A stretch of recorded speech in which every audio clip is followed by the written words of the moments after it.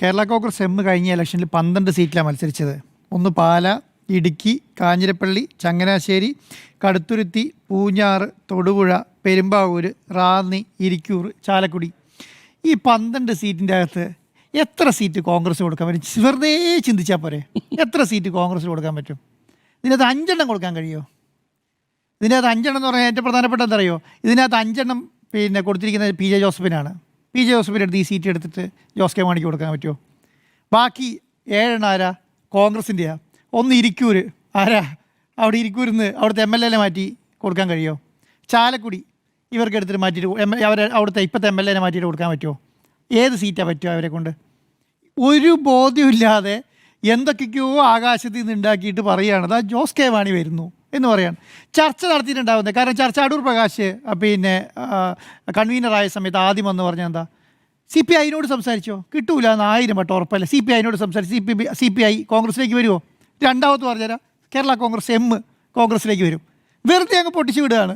പൊട്ടിച്ചു വിട്ടിട്ട് പിന്നെ ചർച്ചയാണ്. പിന്നെ എങ്ങനെയാണ് ചർച്ച? അതാ റോഷി ഹർഷൻ വരുന്നു, റോഷി ഹർഷൻ തോക്കാൻ പോകുന്നു, പിന്നെ ചങ്ങനാശ്ശേരിയിൽ ജോ മൈക്കിൾ തോക്കാൻ പോകുന്നു, റാന്നിയിൽ എന്താണ് പ്രമോദ് നാരായണൻ തോക്കാൻ പോകുന്നു, KN ജയരാജ് തോക്കാൻ പോകുന്നു.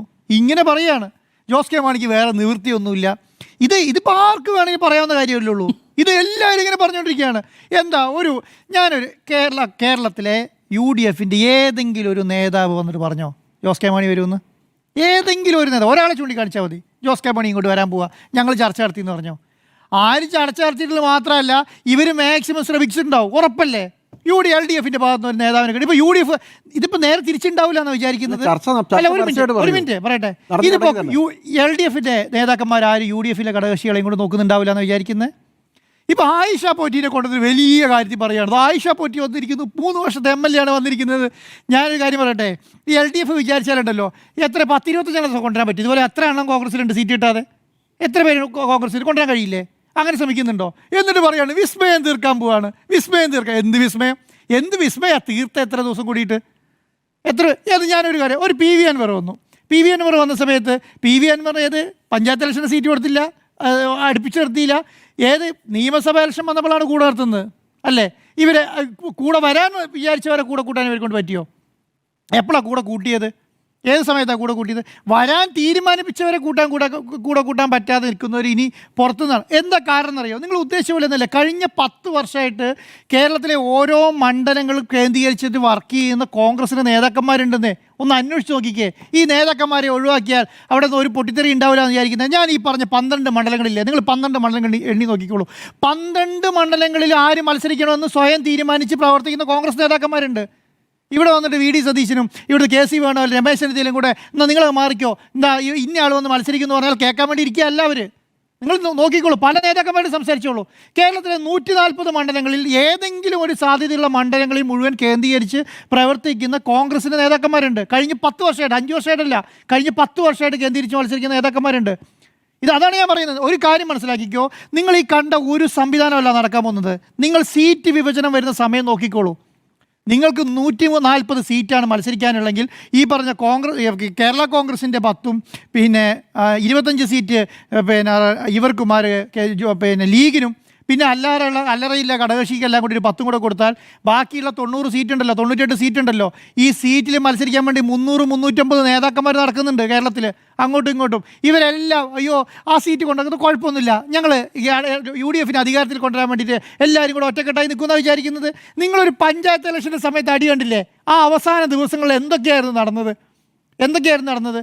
ജയം ചിലപ്പം നിങ്ങൾ പറയുന്ന പോലെ പഞ്ചായത്തിൽ ആൻറ്റി ഇൻക്യുമെൻസി ഉണ്ടാവും, അല്ലെങ്കിൽ വേറെ സംവിധാനം ഉണ്ടാവും, ജയം ചിലപ്പോൾ കിട്ടിയിട്ടുണ്ടാവും. പക്ഷേ എന്താണ് കേരളത്തിലെ പഞ്ചായത്ത് ഇലക്ഷനിൽ നടന്ന അടികൾ എന്തൊക്കെയാണ്? എത്ര സീറ്റ് ഒറ്റക്കെട്ടായിട്ട് തീരുമാനിക്കാൻ പറ്റി? എത്ര സ്ഥാനാർത്ഥികളെ ഒറ്റക്കെട്ടായി തീരുമാനിക്കാൻ പറ്റി?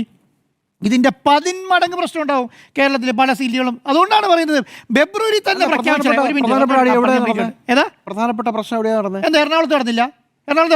എത്ര വിമതമായി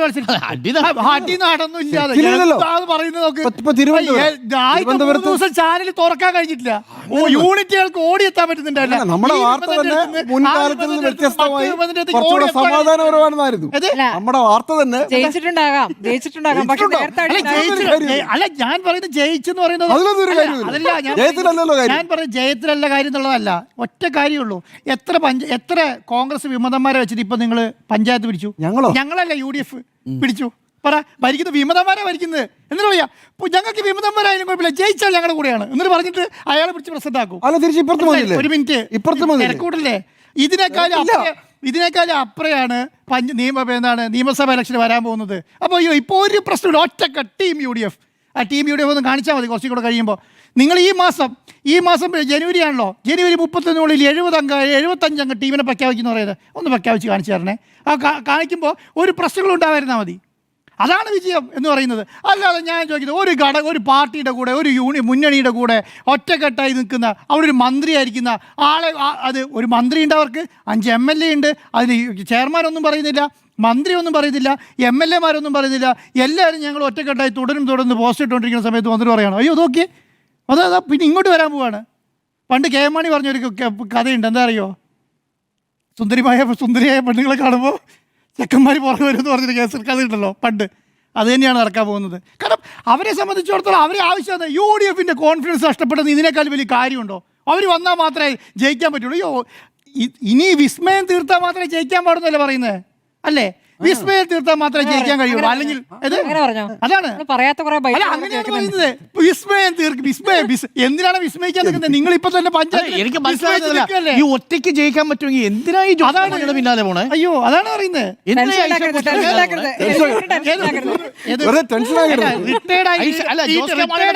റിട്ടയർഡായി വീട്ടിലിരിക്കുന്നവർക്ക് പോലും കിടക്കാൻ പറ്റുന്നില്ല.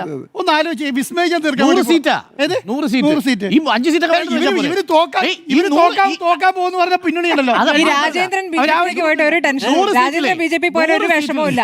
ഐഷ പോറ്റി ബിജെപിയിലേക്കല്ലേ, വലിയ പ്രശ്നമില്ല. ഷിബു ബോബി പറഞ്ഞല്ലേ 100 സീറ്റിൽ 5 സീറ്റ് നഷ്ടപ്പെട്ടാൽ എന്താ പ്രശ്നം? 100 സീറ്റല്ലേ UDF കിട്ടുന്നത്. ഈ ജോസ് കെ മാണി 72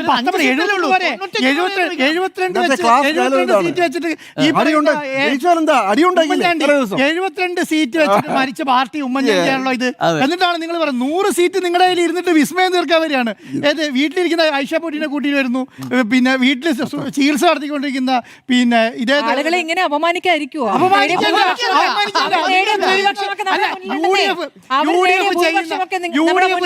അതാണ് പറയുന്നത്. UDF ചെയ്യുന്നതെല്ലാം ശരിയാണെന്ന് വിചാരിക്കുന്നത്. UDF ചെയ്യുന്ന ഞാനൊരു ഒറ്റ കാര്യം ചോദിക്കുന്നുള്ളൂ. ഈ ഇടതുപക്ഷ മുന്നണി ഇത്രയും ദിവസമായല്ലോ, ഈ അവര് പിന്നെ അധികാരത്തിരിക്കുന്ന പാർട്ടിയാണല്ലോ, അല്ലേ? കഴിഞ്ഞ 10 വർഷം അധികാരത്തിന് പാർട്ടിയാണ്. എത്ര പേരെ LDF അങ്ങോട്ട് കൂട്ടാൻ നോക്കി? മുന്നണി മര്യാദയോട് കൂടിയിട്ട് പെരുമാറുക എന്ന് പറഞ്ഞാൽ അവർ ഇങ്ങോട്ട് പറയണം. ഞങ്ങൾക്ക് താല്പര്യമുണ്ട്. ജോസ് കെ മാണി പറഞ്ഞോ? നിങ്ങൾ എവിടെയെങ്കിലും കേട്ടോ കണ്ടോ? ഒന്നും പറഞ്ഞില്ലല്ലോ. ഇവർക്ക് വേണം, ഇവരുടെ അധികാരം ഉണ്ടായിരുന്നല്ലോ, ഒരു മന്ത്രിസ്ഥാനം കൊടുത്ത് കൊണ്ടുപോകാമായിരുന്നല്ലോ, കൊണ്ടുപോയിക്കൂടായിരുന്നോ? പി ജോസ് ചർച്ച ചെയ്യാൻ ലോനപ്പൻ നമ്പാടൻ എന്ന് പറയുന്നത് കേരള കോൺഗ്രസ് നേതാവുണ്ട്. എങ്ങനെയാണ് മന്ത്രിസഭ LDF മറിച്ചിട്ടെന്ന് പറയും. ഇപ്പൊ എന്താ സാറേ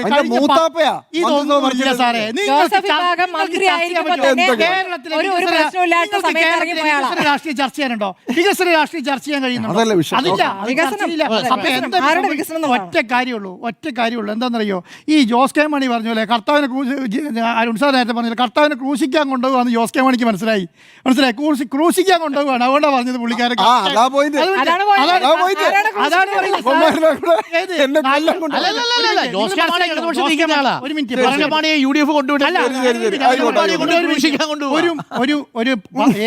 ഒരു പാർട്ടിയുടെ ഏറ്റവും നെടുന്തൂണായ KM മാണി എന്ന് പറയുന്ന നേതാവ് മരിച്ചിട്ട് നിങ്ങൾ 2 മാസം കൊടുക്കാതെ പുറത്താക്കിയിട്ടാണ് പറഞ്ഞുകൊണ്ടിരിക്കുന്നത്. 2 മാസം കഴിഞ്ഞ് അന്നേരം ഒരു സഭ ഉണ്ടായിരുന്നില്ല കേട്ടോ.